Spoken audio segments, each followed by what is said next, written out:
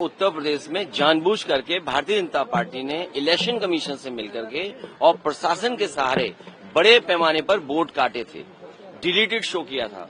और जिस समय हम लोगों ने आपत्ति की और आरोप लगाया तो उन्होंने हमें नोटिस दिया। नोटिस के जवाब में मैंने खुद समाजवादी पार्टी से सभी लोगों ने, कार्यकर्ताओं ने, नेताओं ने मिलकर के 18,000 जिन्होंने वोट डाले थे बाद में डिलीटेड कर दिया था उनका, और वो वहीं थे, जिंदा थे, लेकिन 18,000 का विद एफिडेविट इलेक्शन कमीशन को जानकारी दी, लेकिन किसी भी अधिकारी के खिलाफ कभी कोई कार्रवाई नहीं हुई है। और बूथ पर भारतीय जनता पार्टी के लोग पता नहीं कौन सी मशीन रखते हैं कि अगर आपको वोटर आईडी चाहिए जो आपका इलेक्शन कमीशन बनाता है वो 5 मिनट बना देते हैं, आधार कार्ड चाहिए जिसको वो 5 मिनट बना देते हैं। तो ये कौन सी मशीन है भारतीय जनता पार्टी के पास जो बूथ पर तुरंत वोटर आईडी जो इलेक्शन कमीशन देता है वो बना देते हैं और आधार। क्या भारतीय जनता पार्टी के अंदर सब कुछ ठीक नहीं चल रहा? अचानक उपराष्ट्रपति पद से जगदीप धनखड़ ने जो इस्तीफा दिया उसके बाद तमाम सवाल हैं जो खड़े हो रहे हैं, और ये सवाल ये हैं जो ये बताते हैं कि अगर बीजेपी में सब कुछ ठीक नहीं चल रहा है तो आने वाले समय में अमित शाह भी अपना मंत्री पद छोड़ते नजर आएंगे। और क्या 2029 का सपना मोदी जी का सपना ही रह जाएगा? और आखिरकार अब आरएसएस ही पूरी तरीके से बीजेपी को कंट्रोल करेगी? क्या वजह थी जगदीप धनखड़ की ऐसी नाराजगी की?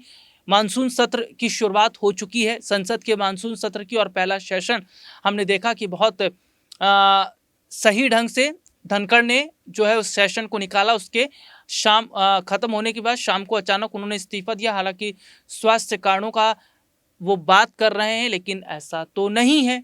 इसके पीछे की बड़ी वजह क्या है, इसको बहुत ध्यान से सुनिएगा, क्योंकि जो मैं जानकारी बता रहा हूं और जो रिपोर्ट्स मैंने तैयार की हैं वो बहुत कुछ बताती हैं कि आखिरकार धनखड़ नाराज थे तो क्यों नाराज थे, और उनके नाराजगी की वजह क्या?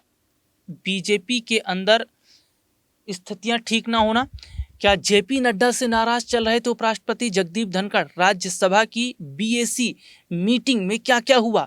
कांग्रेस सांसद सुखदेव भगत ने उपराष्ट्रपति धनखड़ के इस्तीफे को बिहार विधानसभा चुनाव से जोड़ते हुए कहा, धनखड़ के इस्तीफे की पटकथा पहले लिखी जा चुकी थी। कांग्रेस सांसद सुखदेव ने कहा है कि बिहार विधानसभा चुनाव से इसको जोड़ रहे हैं, कह रहे पहले पटकथा लिखी जा चुकी थी। उन्होंने बताया सदन में जेपी नड्डा ने कहा था कि मेरे शब्द रिकॉर्ड में दर्ज होंगे, यह सीधे तौर पर चेयर का अपमान था। तो क्या बहुत पहले से ही तैयारी चल रही थी जगदीप धनखड़ को इस्तीफा दिलाने की? क्योंकि इसे बिहार से जोड़ा जा रहा है और बिहार में इस साल विधानसभा के चुनाव हैं। देश के उपराष्ट्रपति और राज्यसभा के सभापति जगदीप धनखड़ ने बीते सोमवार रात को अचानक अपने पद से इस्तीफा दे दिया। साल 2022 में उपराष्ट्रपति चुने गए धनखड़ का कार्यकाल 2027 में खत्म हो रहा था। ऐसे में वह कार्यकाल पूरा न करने वाले देश के तीसरे उपराष्ट्रपति बन गए। उनसे पहले कृष्णकांत और बीवी गिरी भी उपराष्ट्रपति के तौर पर अपना कार्यकाल पूरा नहीं कर पाए थे। सुनिएगा, ऐसे में वह कार्यकाल पूरा न करने वाले देश के तीसरे उपराष्ट्रपति बन गए। उनसे पहले कृष्णकांत और बीवी गिरी भी उपराष्ट्रपति के तौर पर अपना कार्यकाल पूरा नहीं कर पाए थे। इसके आगे अगर हम खबर की तरफ रुख करते हैं तो जगदीप धनखड़ बीएसी मीटिंग में राज्यसभा में नेता सदन जेपी नड्डा और संसदीय कार्य मंत्री किरण रिजिजू की गैर मौजूदगी से नाराज बताए जा रहे थे। यदि देखिए, राज्यसभा में नेता सदन जेपी नड्डा और संसदीय कार्य मंत्री किरण रिजिजू की गैर मौजूदगी से वो नाराज चल रहे थे। बीते दिन 2 बार बिजनेस एडवाइजरी कमेटी की मीटिंग हुई थी, लेकिन उसका कोई नतीजा नहीं निकल पाया था। कांग्रेस सांसद सुखदेव भगत ने बीएसी मीटिंग में जेपी नड्डा और किरण रिजिजू के न आने पर सवाल भी उठाए थे। तो ये बड़ी बात है कि सवाल उस दौरान जो है वो खड़े किए गए थे। देखिए, जिस तरीके की स्थिति है वो मैं अपने दर्शकों को बता रहा हूँ, ये रिपोर्ट हमने निकाली है सदन में भी बहस हो गई थी। उन्होंने उपराष्ट्रपति धनखड़ के इस्तीफे को बिहार विधानसभा चुनाव से जोड़ते हुए कहा था। धनखड़ के इस्तीफे की पटकथा पहले लिखी जा चुकी थी। उन्होंने बताया, सदन में जेपी नड्डा ने कहा था कि मेरे शब्द रिकॉर्ड में दर्ज होंगे।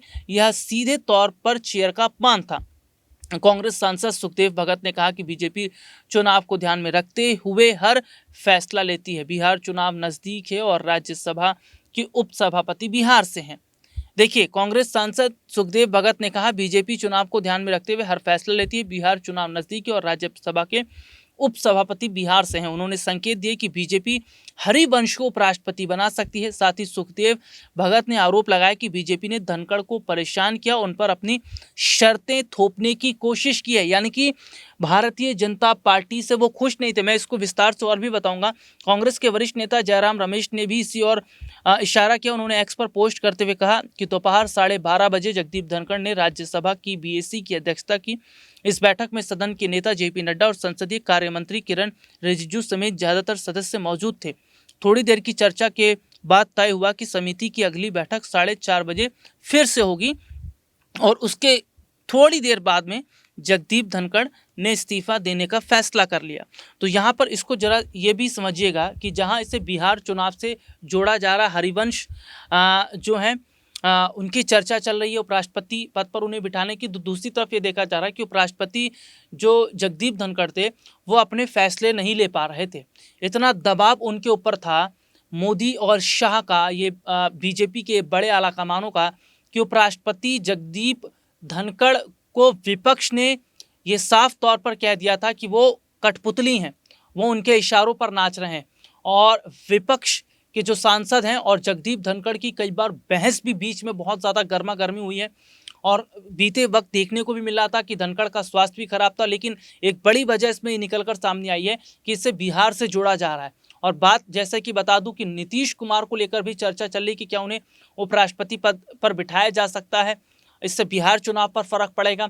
दूसरी तरफ हरिवंश जो है वो भी इस लिस्ट में आगे चल रहे हैं। लेकिन जेपी नड्डा और किरण रिजिजू से नाराज, मोदी और शाह से नाराज जो धनखड़ हैं, जो उन्होंने ये साफ दिखाया है कि उनकी नाराजगी किस तरीके से है। ये बात बीजेपी आलाकमान यानी गुजरात लॉबी को भी नहीं पता थी कि अचानक वो अपने पद से इस्तीफा दे देंगे। तो ऐसे में माना जा रहा है कि क्या बीजेपी का प्रेशर इतना पड़ रहा था, मोदी शाह का इतना प्रेशर धनखड़ पर पड़ रहा था कि उन्होंने इस पद को छोड़ना ही ठीक समझा। क्योंकि विपक्ष ने जो लगातार सवाल उनसे किए और जिस तरीके से विपक्ष के सवालों से पूरी तरह धनखड़ घिरते भी नजर आ रहे थे, उसके बाद ही यही लग रहा था कि धनखड़ आने वाले वक्त में कुछ बड़ा फैसला ले सकते हैं, जो कि उन्होंने इस्तीफे के तौर पर लिया। अब देखना होगा कि नया उपराष्ट्रपति कौन होगा, क्या बिहार से होगा, अगर होगा तो क्या ये बीजेपी की बड़ी स्ट्रैटेजी है।